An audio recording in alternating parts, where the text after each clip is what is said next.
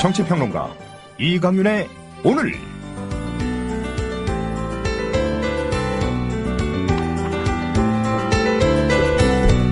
안녕하십니까, 이강윤입니다.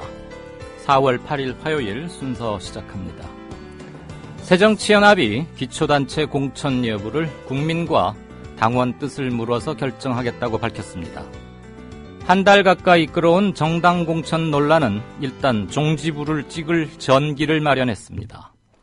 새정치연합이 민주의 원칙을 확립하는 계기가 되길 바랍니다. 애시당초 이렇게 논란거리가 될 사안이 아니었는데 여야, 특히 야당 내부에서 갈등과 대립을 초래했다는 점에서 아쉬움이 많습니다.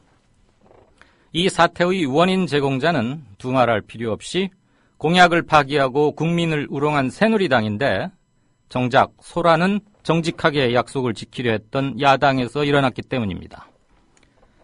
축구 경기를 하는데 한 팀은 9명이 뛰고 다른 한 팀은 11명이 뛰겠다는 것 그 자체가 비민주, 바로 그것이었습니다. 새누리당은 벌써부터 대국민 약속을 파기했다라면서 야당을 비난하고 있습니다. 초등학교 1학년 학생들도 이런 억지는 안 부립니다. 억지 부렸다가는 버르장머리 바로 잡으려는 부모님에게 혼쭐 나기 때문입니다. 청와대와 새누리당에게 요구합니다. 잘 좀 하라. 이런 말은 차마 안 할 테니까 제발 염치는 좀 아십시오. 손바닥으로 하늘을 가리는 꼼수는 이제 부리지 마십시오. 그게 비정상의 정상화입니다. 잠시 광고 듣고 오늘 본격 순서 시작하겠습니다.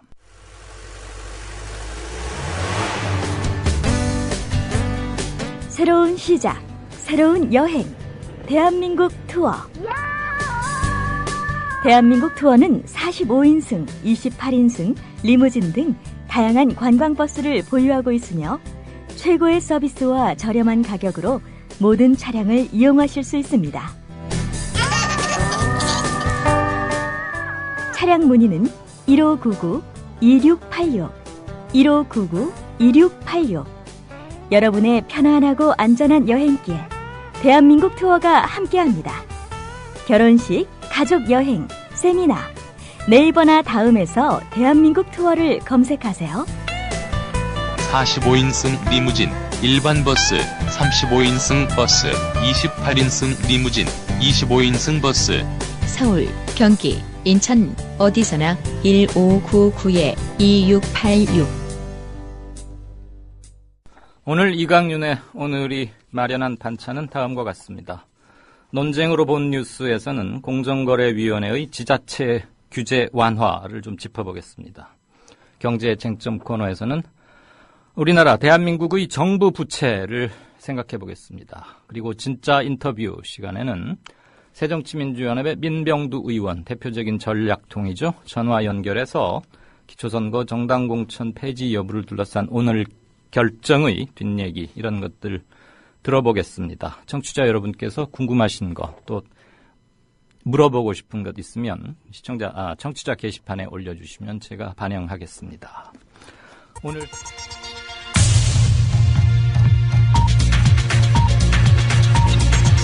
국민TV 뉴스 기자 안은필의 논쟁으로 본 뉴스. 논쟁 전문 기자죠? 안은필 기자. 매일 논쟁거리만 다투다 보면 머리 많이 아프겠어요. 오늘은 어떤 소식입니까? 네, 강병규 신임 안전행정부 장관이 어제 한 말이 있습니다. 지방규제 5,200건을 올해 안에 없애겠다. 작년 말 기준 전국 광역 및 기초자치단체가 등록한 규제 5만 2천여 건 중에 10%를 올해 안에 줄이고 내년 이후에도 규제 해제 작업을 추가로 벌이겠다. 이렇게 말했습니다. 네. 박근혜 정부의 규제 완화 정책이 지속될 것이란 점을 시사하는 것인데요.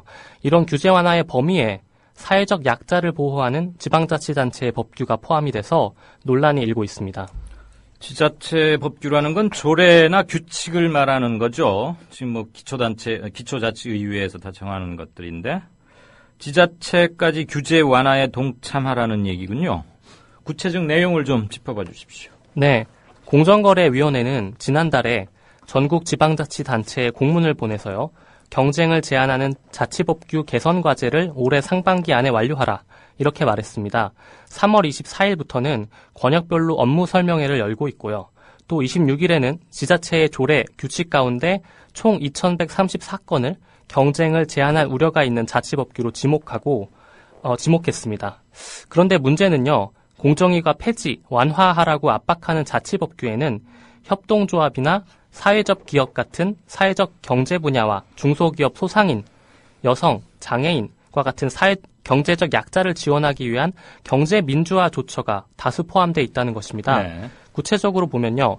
서울시는 대형마트 판매 품목 제한하는 유통업 상생협력 및 소상공인 지원, 또 사회적 기업에 대한 지원을 골자로 하고 있는 사회적 기업 육성, 이런 것들이 포함되어 있고요. 네. 전남의 협동조합 생산품 우선 구매, 경기도의 여성기업 지원, 대구시의 대형마트 신규 입점 제한, 이런 것들이 폐지 및 개선 대상에 올라 있습니다.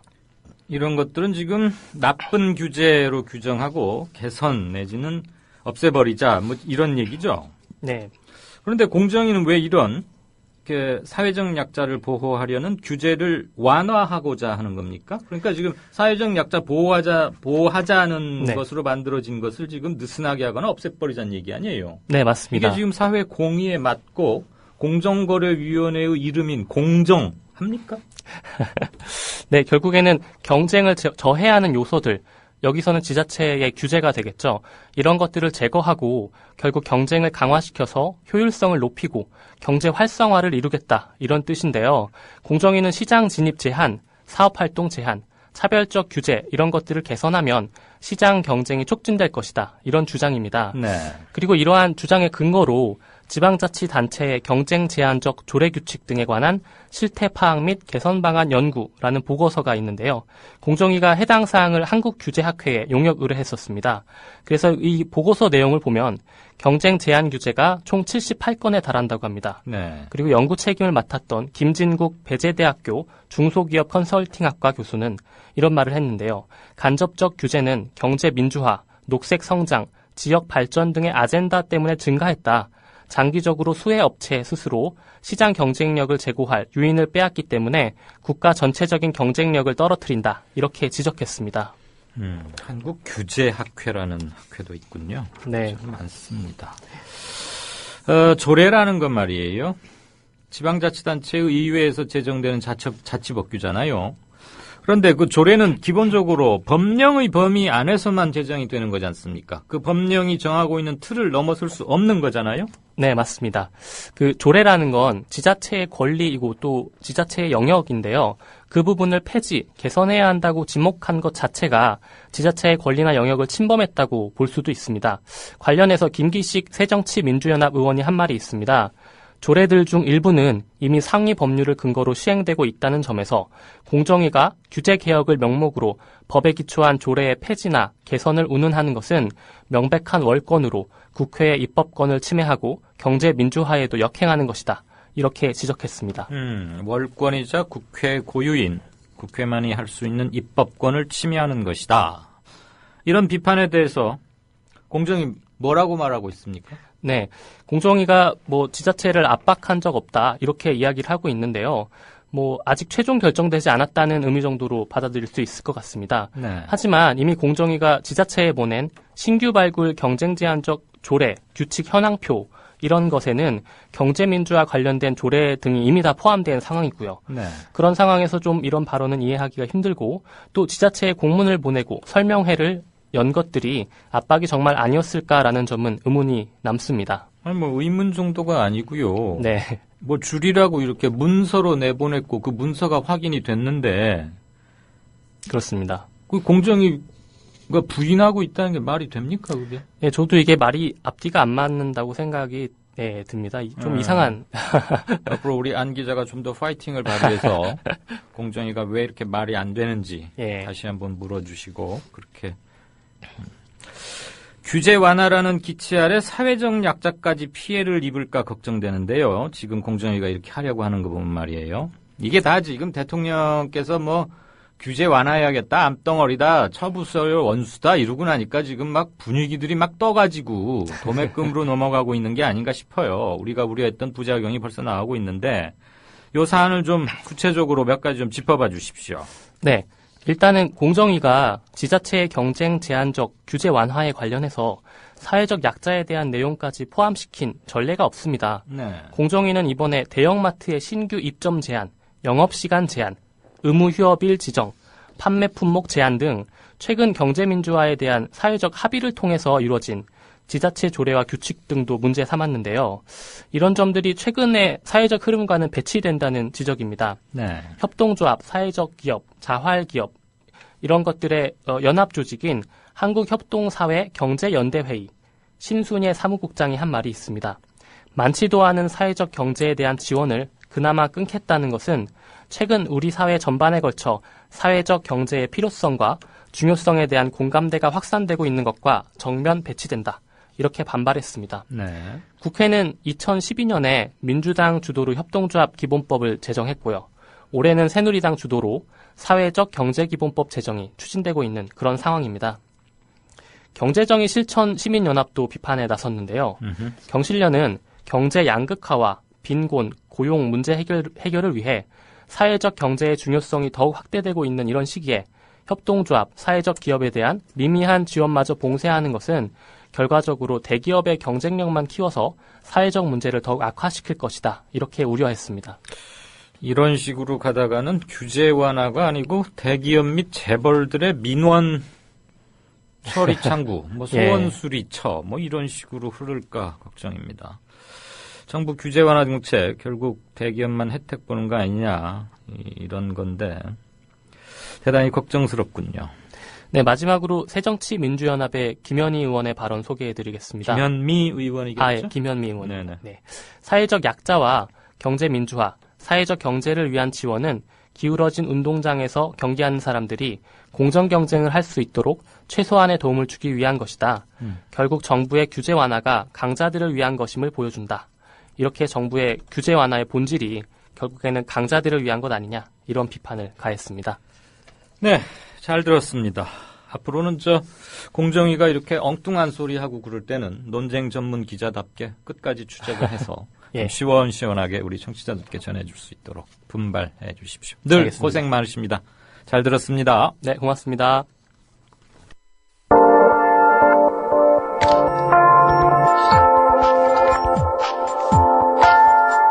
지금 여러분께서는 정치평론가 이강윤이 진행하는 국민라디오 시사 프로그램 이강윤의 오늘과 함께하고 계십니다. 계속해서 오늘의 경제 쟁점을 짚어봅니다.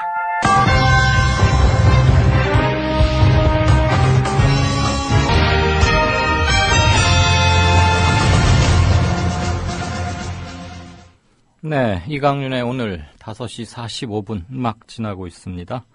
경제쟁점 시작하기 직전에 청취자 한 분 말씀 전해드릴게요. 닉네임을 제스민 혁명이라고 쓰신 분께서 조금 전에 국민 TV나 텔레비전으로 볼 수 있게 규제 좀 풀어줘 이렇게 올리셨군요. 요즘 뉴스K가 독특한 시선과 건강한 관점 그리고 발로 뛰는 주제 이런 것들로 많은 화제를 얻고 있는데 그런 의사가 반영된 게 아닌가 싶습니다. 오늘 경제 공부하는 날이죠. 김광수 경제연구소의 길경식 연구이사 전화 연결돼 있습니까? 네, 안녕하세요. 안녕하세요. 네. 오늘도 조금 전화가 우웅하는 기계음이 들리는 것 같네요. 그런가요? 네네. 이거 지금 유선 전화인 거죠? 예. 네. 뭔가 전화기하고 우리하고 궁합이 잘 안 맞네요. 어제도 청취자분들께서 이게 조금 듣기가 거스르시다는 말씀이 있어서 이거 뭐 어쨌건 이제 가구 다시 개선책을 찾아보죠. 예, 알겠습니다. 정부 부채 오늘 얘기하실 거죠? 네. 무려 1117조라고요? 예. 이 중에서 지금 국가 채무는 483조 원으로 국민 1인당으로 나누면 961만 원, 1000만 원이 조금 안 되네요. 네. 현재 우리나라 전체 채무 현황, 빚 상황이 어떻습니까? 일단 2013년도 그 회계 연도로 국가 결산 내용이 이제 발표가 되면서요. 네. 재무제표상의 정부 부채가 1117조 원으로 집계가 됐습니다. 네. 그리고 이 중에서 공무원 연금, 국민연금, 군인연금을 지급하기 위해서 준비해야 되는 금액이 596조 원이 포함이 되어 있는 상황이고, 그래서 이를 제외하면 국가 채무가 이제 483조 원으로 1인당 국가 채무가 한 960만 원 정도 된다라고 설명을 하고 있습니다. 공무원 연금, 군인 연금 이게 다 연금이 펑크가 난 상태여서 재정에서 지금 이렇게 애초에 약속된 거 벌충해주고 있지 않습니까? 네. 그거를 합치니까 596조, 그걸 빼면 480조. 와, 그것 때문에 한 110조가 들어간다는 얘기 아니에요? 네. 어마어마한 부담이군요. 항상 정권 바뀔 때마다 연금 체계 개편하겠다. 네. 형평 맞추겠다 하는데 공무원이나 군인들 워낙 조직 이기주의 강하고 또 선거 때 되면 이 사람들 표 때문에 손을 못 대는지 참 답답합니다. 그렇죠. 정부 빚이 이렇게 빠르게 증가를 하고 있는 건데 어느 정도 증가세인 거예요? 일단 이번에 그 집계된 상황을 좀 살펴보면요. 네. 2012년도에는 총 부채가 902조 원 가량이었습니다. 네네. 근데 이게 2013년도, 그러니까 1년 사이에 1117조 원으로 215조 원 가량이 급증을 하게 됐는데요. 정부는 이제 이에 대해서 이게 빚이 늘어났다라기보다는 공무원 연금의 어떤 미래 지출액 예상치, 그러니까 앞으로 지급해야 되는 이 연금에 대해서 미리 이제 충당 부채 준비를 해야 되는 금액을 이제 산정하는 방식이 변경이 되면서, 그러니까 기준이 변경되면서 금액이 이렇게 이제 올라갔다라고 이야기를 하고 있습니다. 네네. 이 연금 충당 부채라는 게 지금 159조 원 가량이 늘었거든요. 전년도에 비해서. 네. 그러면서 이게 이 중에서 늘어난 금액은 한 20조 원 가량 정도이고 한 140조 원 가량은 회계 기준이 변경되면서 이제 늘어난 것이다라고 해명을 했습니다. 네. 그러면서 이 회계상의 연금 충당 부채가 큰 폭으로 이제 늘어난 것처럼 보이긴 하지만 이는 국가가 책임져야 할 부채와는 다르다라고 이제 정부에서는 해명을 했습니다. 그러니까 나라 빚은 아니다 이거죠? 네, 그렇게 일단 이야기를 한 거죠. 뭐 국가가 책임져야 할 부채와는 다르다. 저는 이 소리 뭔 소리인지 잘 모르겠어요. 그럼 이 부채는 누가 책임져야 하는 겁니까? 그러니까 좀 책임 회피하는 뉘앙스인데요. 예. IMF 그 1997년도에 외환위기가 발생하기 전에는 우리나라 정부의 부채라는 것이 거의 없었습니다. 그런데 이 IMF 위기를 겪고 나서 정부 부채가 갑자기 161조 원이 늘어나게 됐거든요. 새로 생겼다는 얘기죠? 네, 새로 갑자기 발생을 했어요. 이게 왜 발생을 했냐 하면 금융기관들이 외채를 끌어다가 쓴 빚을 갚지 못해서 파산 위기가 몰리니까 정부에서 그 빚을 다 떠안게 된 거거든요. 그러면서 빚이 1년 사이에 161조 원이 발생을 한 겁니다. 네. 그러면 지금 이제 정부에서는 이게 국가가 책임져야 될 빚이 아니다라고 이야기하지만 공무원 연금이란 게 정부에서 지급할 의무를 가지고 있어요. 네네, 그건 그렇죠. 그러니까 앞으로 거의 필수적으로 지급해야만 하는 빚이고 말씀하신 것처럼 국가가 책임져야 된 빚인데 정부에서는 이게 회계 기준상의 국가 부채가 아니다는 일종의 말장난을 하고 있는 거예요. 글쎄요. 그리고 IMF 겪으면서 금융기관 파산을 막기 위해서 지금 정부가 대신 빚을 떠안았잖아요. 그런데 지금 그 뒤로 금융기관들 돈 굉장히 잘 벌고 있지 않습니까? 더군다나 국민은행이다, 신한은행이다 이런 데는 임직원 평균 급여가 1억 원이 넘던데. 아이고, 그렇게 많이들 돈 줄 거 우선 빚 먼저 조금이라도 갚는 성의를 보이면서 고액 연봉 줘야 되는 거 아니에요? 왜 그때 발생한 금융기관의 부채를 정부가 떠안아 놓고 이거를 왜 국민 1인당으로 치면 961만 원이라니 왜 이런 소리 하죠? 일단 그때 이제 161조 원 대신 갚아준 돈에 대해서 한 100조 원 가량은 회수를 했습니다. 그다음에 이제 61조 원 가량은 아예 이제 부실 처분이 되어 버렸어요. 서류상으로 탕감해줬다 이거죠? 그렇죠. 그러니까 그 부분들은 국가에서 그냥 국민들이 세금으로 대신 메운 걸로 그냥 끝이 나 버린 거죠. 아니 금융기관들 연간 순이익이 몇 천억씩 1조가 넘고 그러는데 그리고 국민은행 사고 터지는 거 보면 몇천 원씩 우습지 않게 직원들이 해먹고 이러던데 그 61조 원을 그래 깎아주고 참 답답합니다. 그 뉴스 보면 말이에요. 다른 나라들에 비해서 우리나라 국가 채무 비율은 근데 굉장히 낮은 것으로 나와요.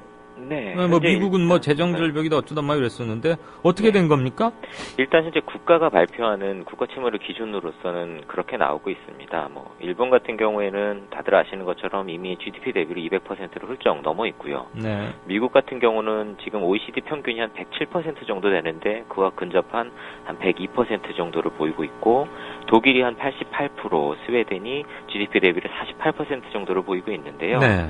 우리나라 같은 경우에는 이제 400 몇 조 원이니까 GDP 대비로 하면 한 40% 정도 되는 걸로 보이고 있거든요. 예.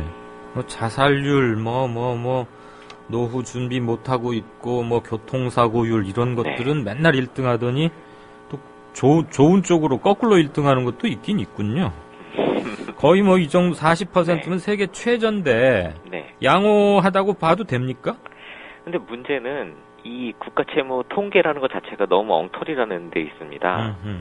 그러니까 미국이나 선진국 같은 경우에는 이 국가 채무라는 것의 기준이 국채 발행 잔고, 그러니까 일본은 국공채 발행 잔고 기준으로 딱 발표를 해서 이 두 수치가 거의 일치를 하거든요. 예.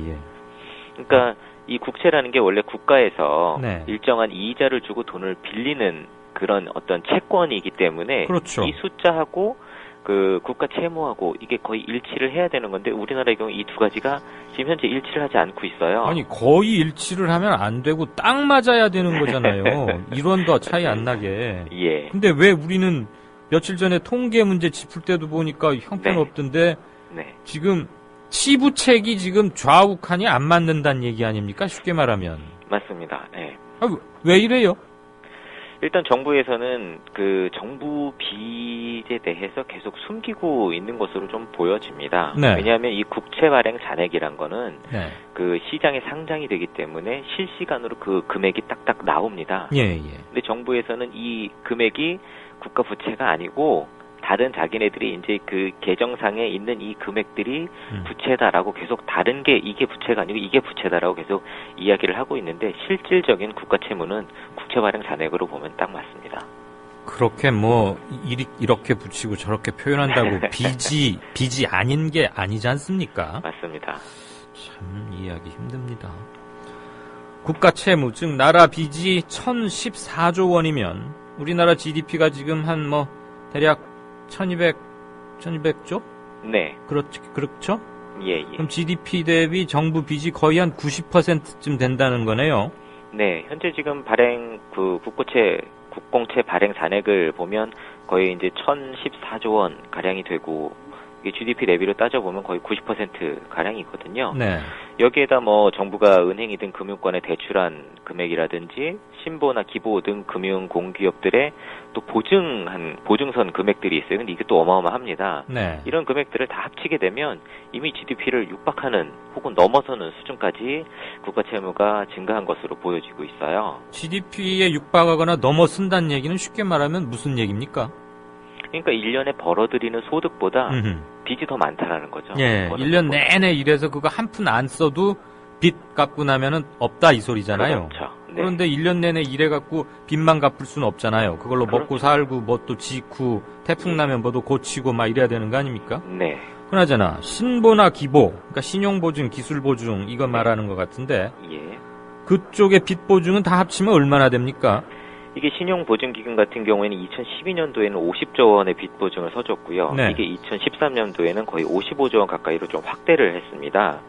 근데 이 신용보증기금이 그 자산 내역을 좀 살펴보면요.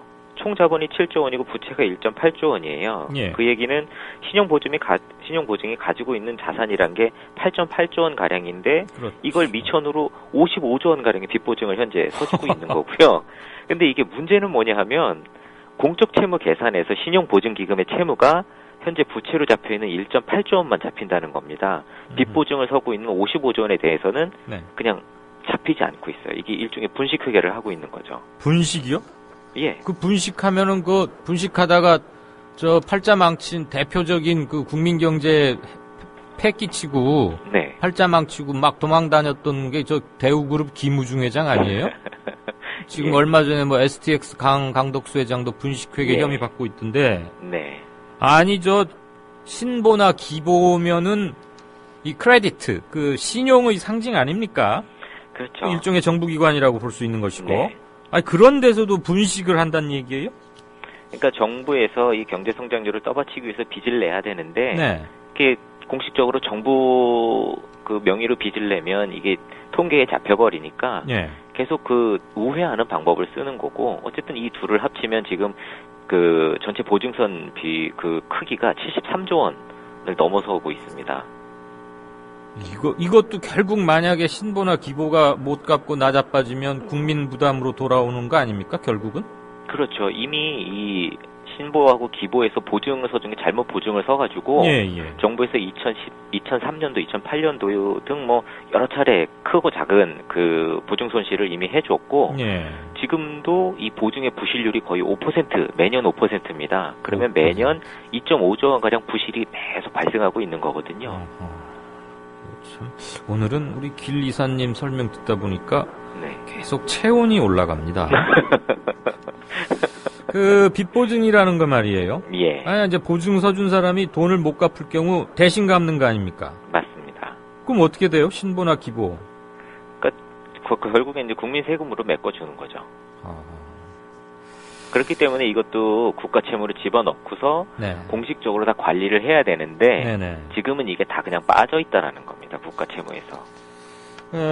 마지막으로 질문을 하나 드리는데 뭐 답답해서 드리는 질문입니다. 정리를 네. 한번 해주시는데 야, 오늘은 좀 충격적입니다. 이렇게 정부 채무가 실제로는 어마어마하게 큰데 네. 왜 정부에서는 이런 거 고지것대로 발표를 안 합니까? 일단 뭐 정부에서는 네. 정부에서 이게 빚이 많다라는 것이 알려지면 대외적으로 국가 신인도에 부정적인 영향을 줄 수 있다라고 이야기를 하면서 네. 또 지난번 이제 통계 때도 잠깐 말씀을 드렸지만 정부, 그러니까 정치인이나 공무원들 입장에서는 국민들에게 올바른 정보를 주면 안 된다라는 생각을 가지고 있는 것 같아요. 그러면서 이렇게 계속 거짓말을 하다가 정작 이제 큰 문제가 뭐 지난번에 이제 저축은행 사태라든지 IMF 문제라든지 큰 문제가 발생을 하면 네. 뒤늦게 이제 정치인이나 공무원들이 말도 안 되는 그 땜질식 처방을 하고 나서 그 관련된 일들 한 사람들은 또 훈장 받고 승진하고 이런 일들이 계속 반복이 되고 있거든요. 큰 일이 터질 때마다. 제 마지막 질문을 잘못 드린 것 같습니다. 그 국가 신인도에 악영향을 끼칠 것 같아서 제대로 고지고대로 발표 안 한다 그랬죠? 네. 근데 지금 길 이사하고 저하고 이렇게 공개적인 언론을 통해서 이렇게 말하고 있는데 네. 이미 알만한 사람은 다 알아버리는 공지의 사실인데 예. 국가 신인도 왜 그런 걸 걱정하고 있다는 거예요? 그러니까 본인들이 눈 가리고 아웅하는 식으로 이렇게 감추면 감춰진다고 생각을 하는 것 같아요. 근데 이미 국민들도 그렇고 알만한 사람은 다 알고 있고 문제다라고 지적을 하는데도 네. 이게 올바른 대응을 하지 못하고 있는 것으로 좀 보여집니다. 쉽지는 않아 보이지만 요 분야를 맡고 있는 재정경제부나 정부 관리 중에서 책임자급을 모셔다가 네. 공손하게 네. 요것저것 한번 좀 여쭤봐야 될 것 같습니다. 저는 네. 국가 신인도 때문에 제대로 발표하지 않는다는 것은 이건 명백히 대국민 사기입니다. 왜냐하면 잘못되었을 경우에 결국 우리 세금으로 메꿔줄 거 아닙니까? 맞습니다. 그렇기 네. 때문에 우리는 정확히 알아야 할 권리가 있는 것이죠. 네. 네, 지금까지 김광수 경제연구소의 길경식 이사였습니다. 고맙습니다. 내일 뵙죠. 네, 감사합니다. 다 함께 만드는 국민 라디오